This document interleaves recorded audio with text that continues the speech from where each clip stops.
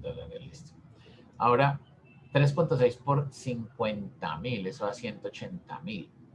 Y 1.4 por 100.000 da 140.000. Entonces, esta Z de acá es 320.000. Y la Z de acá abajo es 12 por 50.000, me da 600.000. ¿Listo? Entonces, como yo lo que quiero es encontrar el punto donde el costo total es menor, fíjense que mi punto óptimo va a ser este de aquí. ¿Listo? Más bien lo voy a encerrar en un recuadro. Aquí. Y lo voy a marcar como solución óptima.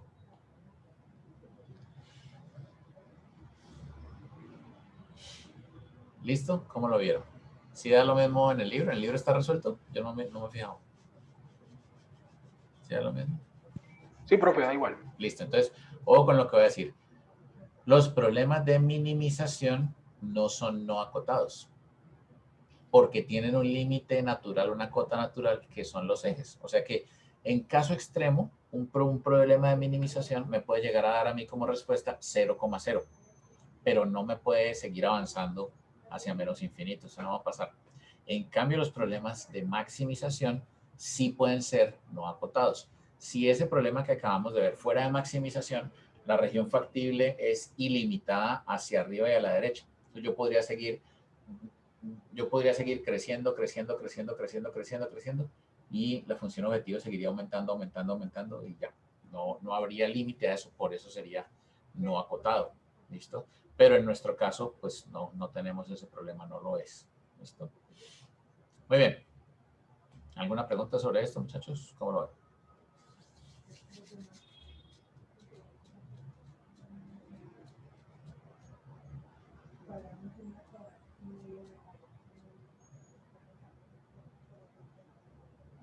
Bueno, entonces, ¿listos?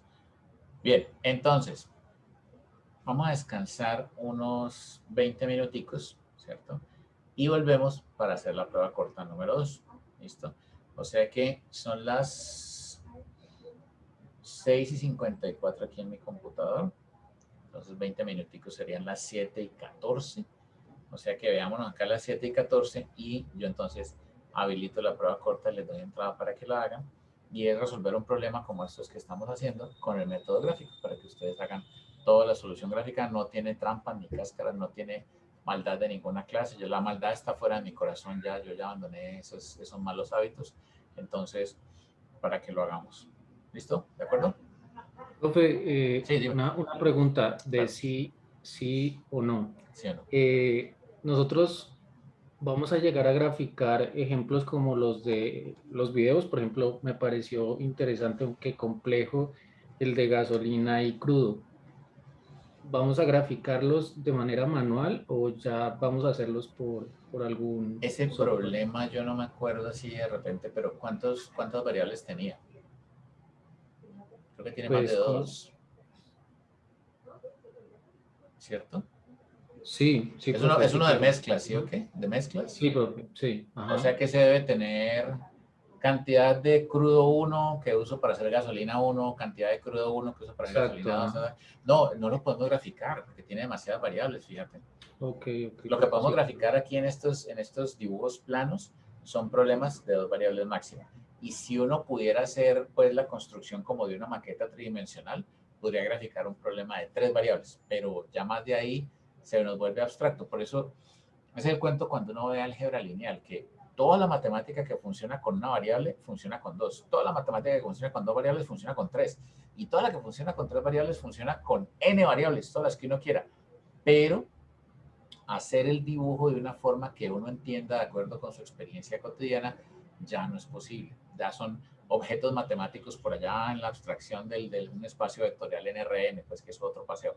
Entonces, para responderte la pregunta, no podemos graficar ese tipo de problemas que tienen más de dos variables. Y podríamos Son, hacer de tres, pero la verdad es que me parece que para lo complicado que es hacer una maqueta tridimensional no vale la pena el esfuerzo. Eso es como para que uno, por ejemplo, en el colegio hiciera para una feria de la ciencia, ¿sí me entiendes? Porque tocaría sentarse y hacer una maqueta con cartulina, con los planos y todo eso. Es muy engorroso, muy complicado.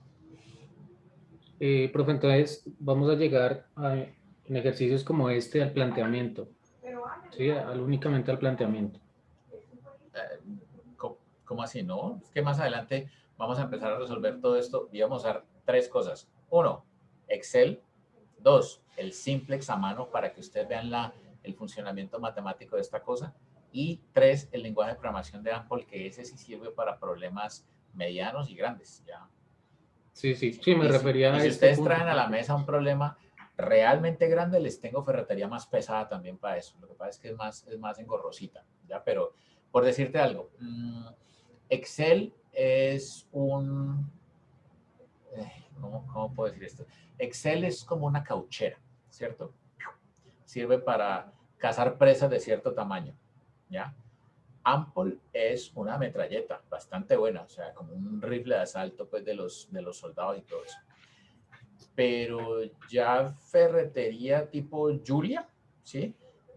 Ya eso es como los cañones de un destructor naval. O sea, son municiones muy pesadas que pueden disparar muy rápido, ¿ya? Lo que pasa es que todo tiene su costo. Entre más potente la herramienta que uno necesite, requiere más programación. Ese es como el intercambio que yo veo. Ample es una machera, ¿saben por qué? Porque es el lenguaje más fácil que hay para estos problemas, de verdad es más fácil. Yo llevo 25 años trabajando con distintos lenguajes de programación para solucionar estos problemas y el más fácil que yo encuentro y el que es más estándar en el mundo es Ample, es diseñado específicamente para eso, para esto, ¿ya? Lo que pasa es que la versión estudiantil que usamos tiene una limitación de tamaño de problemas que hay muchas formas de resolverlas. Entonces, software más moderno que yo estoy usando es el Julia, el lenguaje de programación, pero ese no es tan fácil como Ample. Tiene más detalles, más notación, hay que escribir más. El modelo tiene más letras, más palabras, más texto. ¿Vos te viste lo del tutorial de Asocio? ¿No? No, profe, ¿en dónde estaba subido? Hace como 2 semanas yo di un tutorial para la Asociación Colombiana de Investigación Operativa y el tutorial era de cómo resolver problemas de programación lineal usando Julia, ¿cierto? Usando el lenguaje de programación. Que de pronto te va a quedar más, bueno, como voy a enseñar este tipo de temas, ¿sí? No, profe, no. Bueno, Es no, por acá. entonces, de pronto todas las partes de ese video son más fáciles de entender después de que hayamos cubierto las cosas de Ample en el curso, porque es muy similar, ¿ya? Pero allí en ese video el video dura como 1 hora y media, una cosa así, y en ese video se pueden ver todo el paso a paso de cómo se construyen los modelos, cómo se especifican las restricciones y todo eso, pero yo creo que a eso vamos a llegar, nos vamos metiendo en toda la construcción matemática, los lenguajes de programación y todo eso, y lo vamos viendo. Ve, profe, una pregunta. Claro, Ese Julia que usted dice, ¿se puede, es decir, puede interactuar con un lenguaje de programación? ¿Con un lenguaje de programación gráfica? Julia es un lenguaje de programación. ¿Pero construye interfaz, por ejemplo?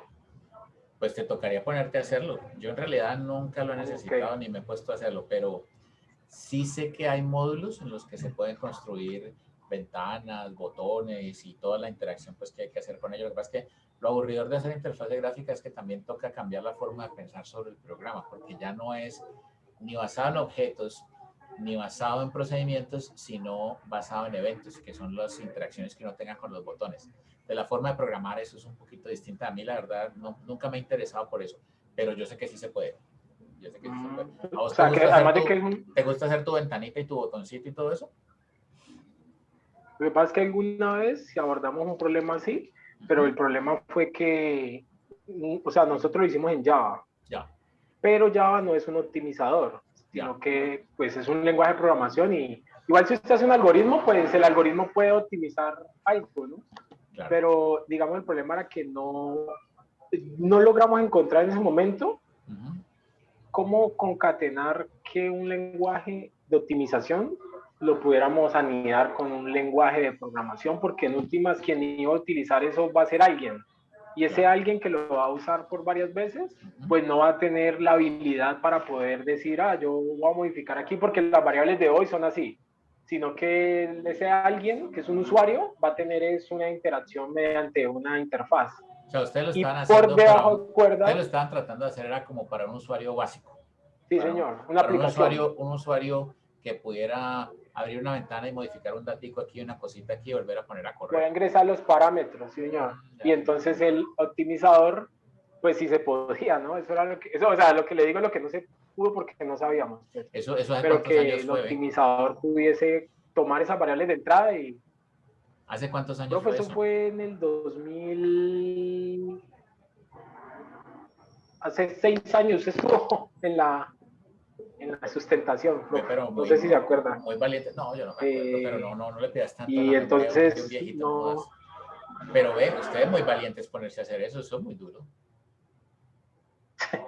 no, pues, Pero o sea, lo mira, hicimos te en Java, cuento, pero no. mira, te cuento un par de cosas sobre Julia. Julia es un lenguaje de programación de uso general que está orientado a computación numérica, ¿cierto? Lo que yo uso para programación lineal es un módulo adicional, ¿cierto? Un módulo que uno instala que se llama Jump, como saltar, ¿cierto? Pero Julia, pues es un lenguaje de programación general, de uso general, lo puedo usar para hacer cualquier tarea, cualquier cosa. Entonces, por ejemplo, ya están saliendo los módulos para hacer las interfaces gráficas y toda esa cosa, y vos puedes poner la interfaz gráfica y por allá atrás puedes poner el cálculo de la optimización y no hay problema. Okay. Los inventores de Julia se han preocupado o se han pensado que una forma de traer gente que use Julia es que Julia se haga amigo de todos los lenguajes que ya existen. Entonces, por ejemplo, desde Julia hay módulos que te permiten, si vos tenés en tu computador instalado Python, Julia levanta módulos de Python, los usa y recoge la información. Entonces, Julia puede invocar a Python, a C, a C++, a Fortran, a Pascal, al Go, Lisp. Puede invocar 50 lenguajes distintos, ¿ya? Entonces, lo que voy a estar diciendo, si uno tuviera que hacer un problema donde la modelación necesitara ser muy rápida, yo lo haría en Julia y para muchas otras tareas, por ejemplo, hacer un gráfico o alguna otra cosa así, le digo que vaya y llame a alguien más, ¿sí? Porque hay otras cosas que todavía son más fáciles de hacer en otros lenguajes. Por ejemplo, procesar texto es mucho más fácil en Python que en Julia, 1000 veces más fácil en Python. Y hacer un gráfico bonito sigue siendo más fácil en R que en Julia. Pero es que ese es el truco muy marciano que han hecho los de Julia. Yo puedo generar los datos numéricos y luego el propio Julia invoca a R para que haga el gráfico y toma el gráfico y me lo presenta. Entonces eso sí es una cosa muy conveniente, la verdad, porque mucha gente tiene experiencia en un lenguaje o en el otro.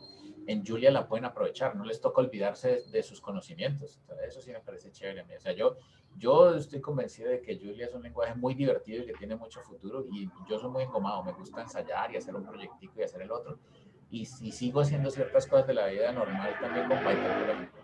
Entonces, pero mejor dicho, Okay. la tarea que ustedes tuvieron que hacer hace 6 años, ¿cierto?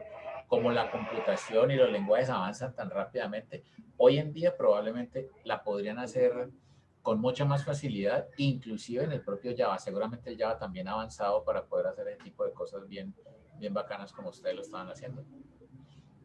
Ok, profe, vale, ¿Listo? gracias. Bueno, esta conversación estuvo muy chévere, entonces aplacemos el regreso y nos vemos a las 7:25, o sea, descansemos 20 minutos, ¿listo? A las 7:25 nos vemos acá y hacemos la pruebita corta, ¿vale? Ya nos vemos. Vamos a resolver entonces la prueba corta 2. Yo adelanté un poquito de trabajo y copié los archivos, pues copié los enunciados acá en el cuadernito. Dice que a Raúl Petergasser le encantan la carne y las papas. Por eso ha decidido configurar una dieta que consta exclusivamente de estas dos comidas, más algunos líquidos y suplementos vitamínicos. Obviamente, pues esto es un problema inventado para poder hacerlo con solución gráfica.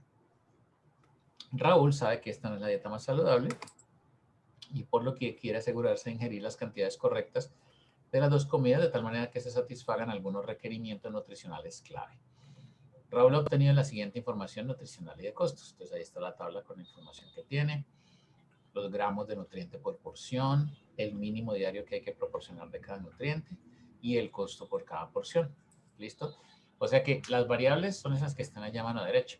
X1, porciones de carne a ingerir y X2, porciones de papa a ingerir. Los datos, fíjense que en este caso... Ya le tiene que llegar el correo. Los datos profe, son... profe, qué pena, no estamos viendo pantalla por si Están algo. viendo la pantalla compartida. Listo, espérate un segundo, entonces ahí la pongo a ver. Listo, ya me llegó tu correo. Entonces vamos a compartir la pantalla. Chao. Listo, entonces íbamos en este problema. Entonces yo decía que X1 era la cantidad de